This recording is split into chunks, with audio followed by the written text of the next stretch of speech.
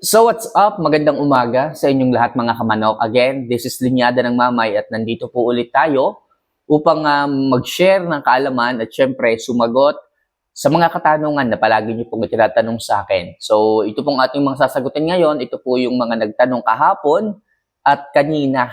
Okay? So mga kamanok, ganyan po tayo ka-dedicated pagdating sa inyong mga katanungan. Kaya mga kamanok, kung kayo man ay may naiisip, may gustong itanong sa akin, itanong nyo na po. Okay, so open mind po tayo dito. Open-minded po tayo para sagutin yung inyong mga katanungan. Basta tungkol po sa pagmamanok, wala po tayong magiging problema dyan. Okay? So kung handa na po kayo, isa lang palagi ang aking hinihiling. If ever na naka-subscribe na po kayo or nakapag-like, maraming salamat. At sa mga hindi pa po nakakapag-subscribe, mag-subscribe na po kayo. Siyempre, i-like yung video at mag-comment na rin para sa ganun, pag nag-upload ako ng panibagong video, mabilis nyo pong makikita yung mga kasagutan na aking ibinigay para sa inyo. Kaya ano pang hinihintay natin mga kamanok, huwag na natin masyadong patagalin. Simulan na po natin ang ating topic ngayong umaga na to. Ang una pong katanungan ay galing kay Crispin Daileg. Okay, so ang tanong niya, Kamamay, tanong ko lang, sa umaga o hapon ba magandang magpakain sa one day, one eat sa mga alaga natin? Actually mga kamanok, pag sinabi po nating one day, one eat, isang beses lang natin sila papakainin sa buong araw. Ngayon, nakadepende na po ito sa inyo. Kahit anong oras, basta consistent po na ganung oras palagi kayo nagbibigay ng pagkain, wala po kayong magiging problema. Okay, pero dito sa aking bakuran, ang sistema ko dito is sa hapon. Kasi sa hapon, yun yung free time ko. Okay, ibig sabihin, sa hapon ng alas 4, Alas 4, nagbibigay ako sa kanila ng 60 grams with fermented Jackie Oats. May halo po itong fermented Jackie Oats, nakahalo po ito sa ready mix para hindi na po tayo mahirapan pa ng paghahalo ng pagkain o nung tamang feedings. Doon na po tayo mag-base sa mga ready mix. Ang titingnan lang natin doon is yung crude protein. Tingnan natin, basta yung crude protein, pasok po siya sa 16, 17, 18. Mas maganda kung mas mataas. Wala tayong magiging problema. Bubulto at bubulto yan, basta bigyan natin o haluan natin ng fermented Jackie Oats. Muli, ang kasagutan ko sa tanong mo, kahit anong oras, kung ano yung available mo, ang mahalaga dito, basta tama at consistent ang pagbibigay mo. Pag sinabing tama at consistent, dapat tama yung oras. Dapat sakto yung oras. Kung halimbawa, nakapag-decide ka, nagayanin ako, alas 4, yung napili mong oras para magbigay ng one day, one eat, kailangan sa araw-araw, alas 4 ka magbibigay. O let's say, napili mo is alas 12 ng tanghali. Sabi mo, yun yung free time mo, walang problema. Basta laging alas 12, wala kang magiging problema. Ganyan ang one day, one eat. Alright? So next question. Ito galing kay JC Hiruma. Idol, tanong lang, pwede bang purgahin ang 8 months old na manok kahit ito ay may sipon? Okay, so mga kamanok, bago po kayo mag-jump up na magpurga o magbigay ng dewormer sa ating mga alaga, so make sure healthy yung manok. Okay? Kasi ang pagdi-deworm o yung pagpupurga, nakaka-stress din po ito. Paano kung may sipon, tapos pinurga ninyo? Eh di lalo o doble-doble yung stress na makukuha ng manok. Gusto nyo bang mangyari yon? Baka mamaya makita nyo hindi na nagtutunaw yung manok. O kaya naman mamaya kita nyo nawala na ng gana yung manok dahil sa may sakit na yung manok, pinurga nyo pa. So ang advice ko sa iyo kamamay, JC, pagalingin mo muna o bigyan mo muna ng antibiotic hanggang sa gumaling yung manok bago ka mag-jump up sa pagpupurga. Yung pagpupurga nakakahintay naman. Pero yung sipon, yung respiratory disease, hindi po pwede patagalin yan. Kailangan mabigyan mo muna ng antibiotic at gumaling yung manok bago mo siya purgahin. Okay? Walang problema sa pagpupurga kahit medyo ma-delay yan. Basta healthy yung manok, basta walang sakit. Muli, ang sagot ko sa katanungan mo, pwede bang purgahin kapag ka may sipon? Advice ko, wag muna.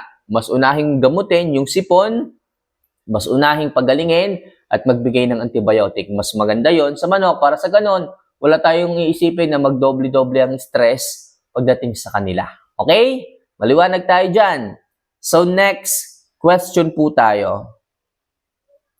Ito naman galing kay Jason Gaming.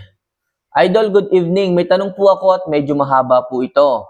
Idol, yung Hagibis Special at Platinum Idol, ano po ang magandang mix po sa kanila? Or huhugasan muna yung grains tapos itatoppings po ang Platinum Idol? At kung mix naman po, Idol, ilang kilo po ang grains at ilang kilo platinum kapag minix? Yung sakto po sa manok, Idol. Salamat po sa sagot, Idol, and God bless po. Okay, actually mga kamanok, noon, ginagawa ko rin ito. Ang ginagawa ko dito, sistema ko, inuhugasan ko muna yung grains para masigurado nating malinis. Then saka po tayo nagtatoppings ng platinum. Pero kalaunan, nagpalit ako ng bagong sistema ko at yung sistema ko ngayon na naghahalo na lang ako ng fermented Jackie Oats kasi mas mahal ang maintenance kapag ganyan. Kapag sa pellet mo kukunin ang protina, mapapamahal ka. Baka hindi ka tumagal dito sa ating passion, baka hindi ka tumagal sa pag-aalaga ng manok kung palaging ganyan ang i-maintenance mo. Napakamahal ng kilo ng platinum. Napakamahal ng isang 1 kilo bag ng platinum kung yan ang gagamitin mo.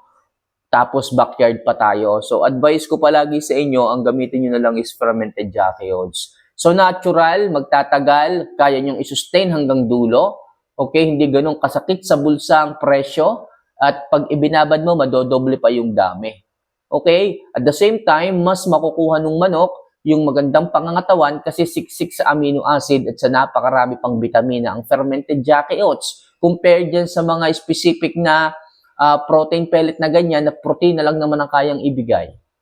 Kaya mga kamamay, tinuturuan ko kayo ng mas budget meal pero mas magandang mixture ng pagkain. Muli mga kamamay, Jason, kung gusto mo talaga yung hagibis na ganyan, sige, hugasan mo, then mag-toppings ka na lang ng protein pellet. Mas maganda yon pagdating sa pagkain ng manok mo. Pero sinasabi ko, mas magastos yan. Sinasabi ko, baka hindi mo kayang i-sustain, lalo na pag dumadami yung alaga, lalo na kung 10 or 20 pieces na ang mga alaga mo. Okay, maliwanag tayo dyan, Jason, ha? So next, question po tayo.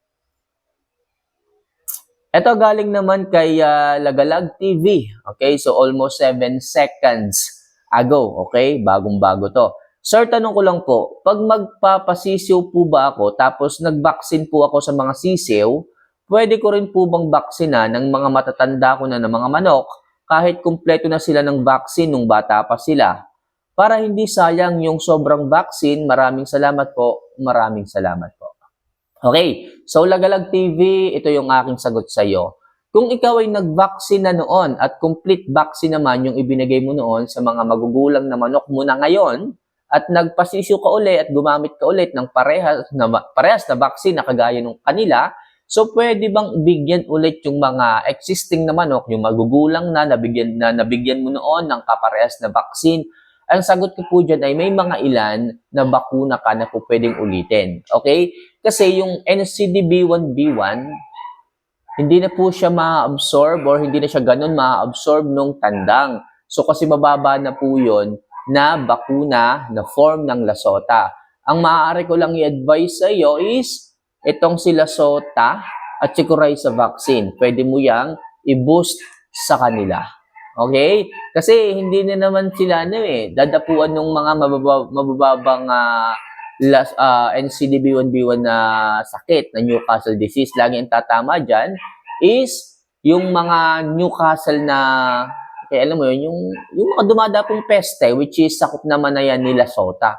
Kaya no need na po na NCDB1B1 kasi may form na po ng Lasota na mas mataas na form na kayang protektahan ang ating mga manok mula sa mga peste or kung anumang sakit. Okay, ulitin ko, yung isa rin, yung isang Coryza po pwede ito na pang-booster kasi every 6 months, yan po yung pinaka-minimum na maaaring maging validity ng isang vaccine o maaaring bumaba na po yung immune system or yung vaccine na, yung vaccine benefits, maaari niya pong ulitin every 6 months. Pero napansin ko dati, kahit 1 taon, okay pa rin yung vaccine Okay? Okay pa rin yung vaccine, effective pa rin yung vaccine. Pero kung halimbawa, nandyan na nga yung bakuna mo, pwede mo namang ibigay.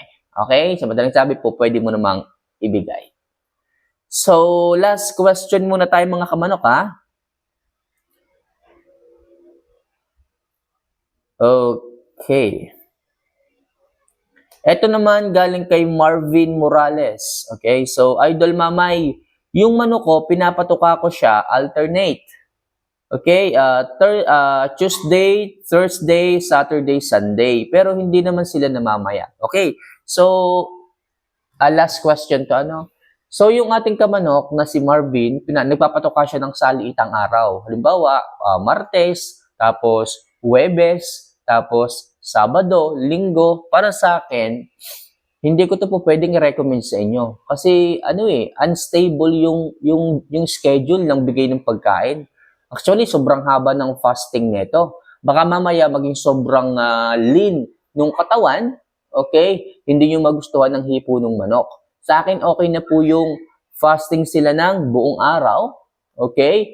Kagaya ng 1 day, 1 eat, para sa ganun saktuhan din, meron din siyang muscle mass, okay? Sa kanyang katawan. Kasi mahirap kasing i-sustain itong every other day, lalo na kung tayo may pasyalan, ma-empty yung manok, baka mamaya, maubusan siya ng electrolyte sa katawan, maubusan siya ng energy sa katawan. Hindi ko to i-advise. Yung 1 day, 1 eat, okay na po yun, mas maganda yun. Kasi yung ipapakain mo sa isang araw, kaya niyang makasustain maghapon. Pero yung ipapakain mo sa isang araw, tapos mag-i-skip ka ng isang araw na hindi sila pinapakain, possible, magugutom yung manok. Kasi empty na yung manok, hindi mo pa binigyan ng pagkain. Okay, para sa akin, hindi ko yun ina-advise sa inyo. Well, hindi ko naman sa pinakikialaman yung sistema mo, kung diyan kahiyang Marvin, okay, go with the flow. Okay, pero ako, hindi ko pa natatry yan. Hindi ko pa natatry, pero parang hindi sustainable. Okay, so syempre, pag tayo ay namamasyal, kinukompute natin kung gaano katagal yung pagkain na itatagal ng ating ibinigay sa sistema ng manok bago sila ma-empty or bago sila maubusan ng pagkain. So mga kamanok, sana kahit paano makatulong yung simpleng advice na ito pagdating sa ating mga kamanok na nagtatanong, and hopefully expected na mas marami pang katanungan na marami pa kayong itanong sa akin. So mag-comment sa baba, wala namang bayad, at huwag kalimutan na mag-subscribe at mag-like sa video natin. So see you for our next vlog. Mahal ko po kayo. Paalam.